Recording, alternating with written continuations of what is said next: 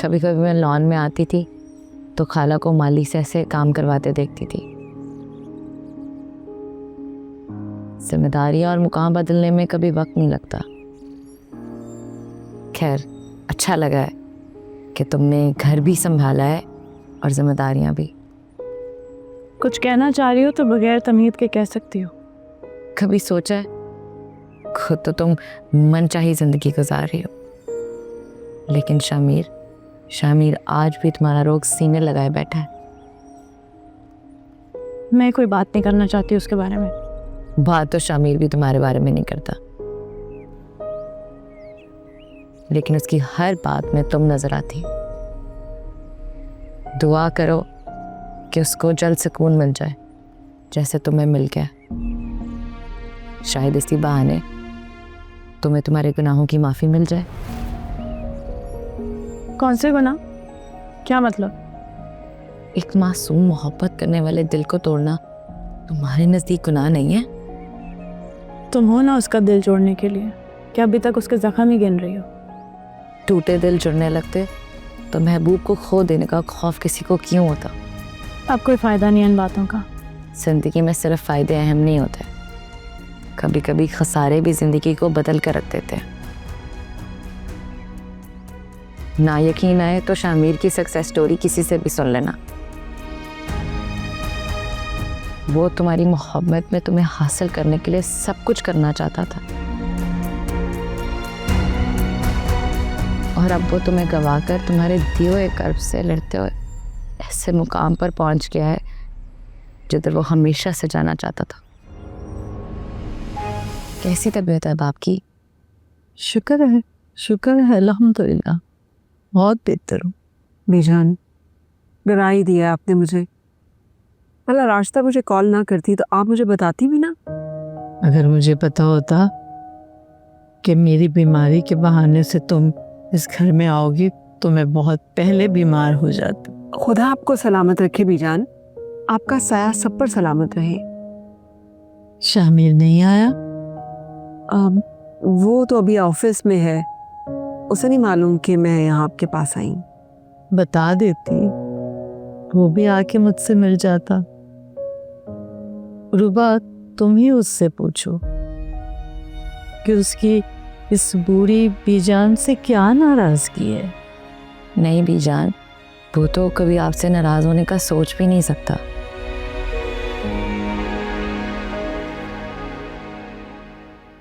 बीजान आएगा वो आपसे मिलने, बस उसे फुर्सत नहीं मिलती है। रुबाब से मिले तुम लोग? जी बीजान, मुलाकात हुई थी उससे। शायद किचन में चली गई होगी। बहुत ख्याल रखती है मेरा। अच्छी बात है, उसका घर है, उसका ख्याल रखना बनता है। दोनों हनीमून पे थे। मेरी बीमारी की खबर सुनी तो सब कुछ छोड़ छाड़ भागम भाग दोनों वापस आ गए। दिवाज की तो जान थी मुझ में, लेकिन अब रुबाब भी कम नहीं है। जी, सीमा और फरिया कैसे हैं बीजान? ठीक है फहमीदा, रोजाना आते हैं मुझसे मिलने। शामिर को भेजना मेरे पास, कान खींचूंगी उसकी।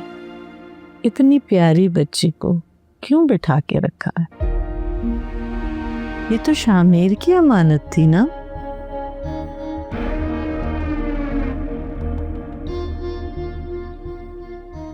वो नहीं माना ना बीजान। अजीब बेवकूफ लड़का है। आप परेशान ना हो बीजान, ये तो खुदा के फैसले हैं, वो किसका मुकद्दर किससे जोड़े।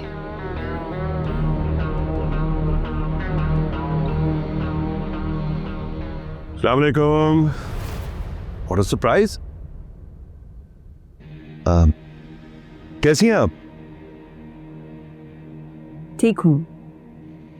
मैं यही सोच रहा था, शायद आपको किसी ने इन्फॉर्म नहीं किया दादो की तबीयत के बारे में, वरना जरूर आती आप।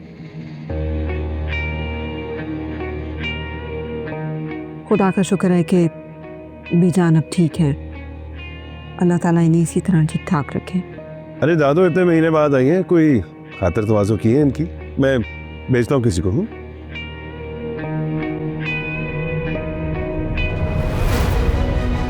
बीजान के लिए कोई भी आए तो खिदमत होती ही है। अच्छा, वैसे तो तुम्हारे भी बड़े खासो खास हैं। तुमने बताया इनको? मेरा उनसे कोई राब्ता नहीं है, राश्ताबाजी ने इतला दी थी। जल्दी फारिग करो इन्हें, मैं इनके कदम इस घर में जमने नहीं दूंगा। कितने अजीब है आप, और इतनी चीप बातें करते हैं। वो दादी की आदत के लिए आई हैं, यहाँ कदम जमाने के लिए नहीं। इतनी तकलीफ क्यों हो रही है तुम्हें उनके खिलाफ कुछ सुनकर? मुझे क्यों होगी तकलीफ? वैकेंसी जो खाली है। को बाहर। बीजान की तरफ गई थी ना, मैंने सोचा उनसे रिश्ते की बात करूं, लेकिन फिर नहीं की। मैंने कहा वो कहेंगी कि अपनी गर्ज से आई है यहाँ पे, लेकिन कुछ दिनों में करूंगी बात। उनको कहती हूँ कि हम सीमा बाजी के पास जाना चाहते हैं तुम्हारे रिश्ते के लिए। तुम मुझे ये बताओ, पक्का यकीन है ना कि उन लोगों को कोई एतराज नहीं है? नहीं भाभी, किसी को कोई एतराज़ नहीं है। आप और भाई जब चाहें जा सकते हैं। बस मुझे ना दिबाज की तरफ से डर लगा रहता है कि वो ना कहीं एतराज खड़ा कर दे। आप गई थी तो मिला था आपसे? बड़े नखरे से मिला था, पर क्या कर सकते हैं, हमारी लड़की है उस घर में, उसका मिजाज और उसके नखरे तो उठाने पड़ेंगे हमें।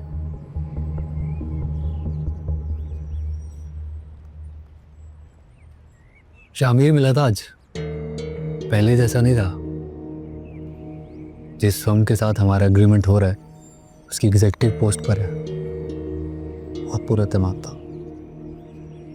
तो मतलब बहुत पैसे वाला हो गया वो? तुमसे सीधे मुंह बात की उसने? प्रोफेशनल मुलाकात थी, मजबूरी थी उसकी करनी। कोई राब्ता रखने की जरूरत नहीं है उससे, ठीक है? पता नहीं भाभी, जब भी वो मेरी तरफ देखता था ना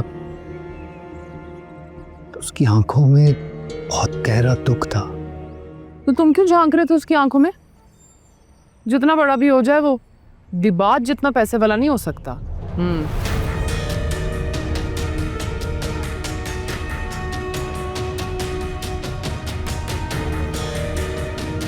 किन सोचों में गुम हो? जब से फहमीदा बाजी आई हैं तुम तो सोच में ही पड़ गई हो। इस तंज की वजह जान सकती हूँ मैं? कौन सा तंज? कौन सी वैकेंसी की बात कर रहे हैं आप? ओह, तो तुम्हें मेरी बातें याद रहती हैं। Wow, how lucky I am. इतने तंजिया तीर क्यों मारते हैं आप मुझे? पहले मुझे रोकते हैं, जब मैं रुक जाती हूँ तो फिर मुझे जलील करते हैं। आप चाहते क्या है मुझसे? बिला वजह बात को बढ़ाओ मत। मत दिया करें मौका फिर। तुम्हारा वो लवर बॉय मुझे मौके दे रहा है।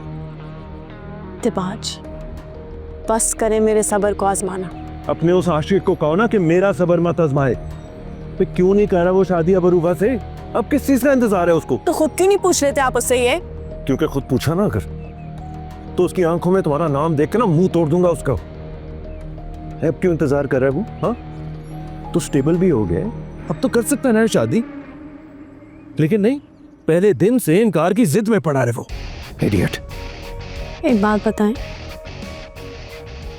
आप तो कह रहे थे कि वो अपनी कज़न से बहुत मोहब्बत करता है और उसको जलाने के लिए मुझसे फ्लर्ट करता है। अब आप कह रहे हैं वो पहले दिन से इनकार पे डटा हुआ। सोच लें अच्छे से, कोई जवाब बनता है तो।